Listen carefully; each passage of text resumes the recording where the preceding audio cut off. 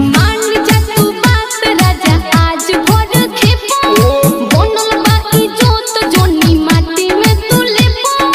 एही से मन के मनाले रे बिहाने होई जीत पटरे देखी के हे मन बड़ी करे बहिया में करी चित पटरे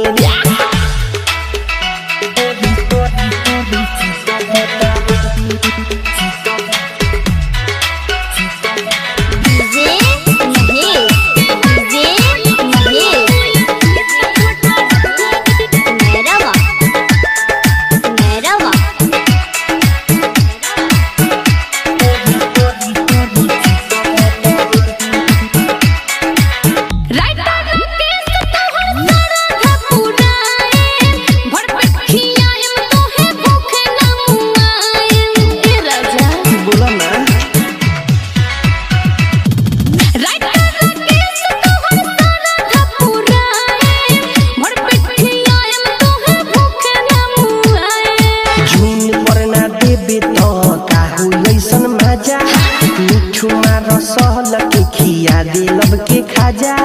देखी के हे मन बड़ी करे बहिया में करी चित पटरे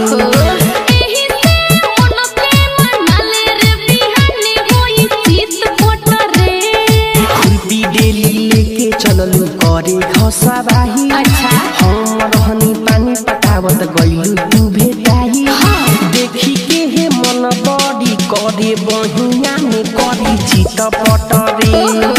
देखी के हे मन बड़ी करे बहिया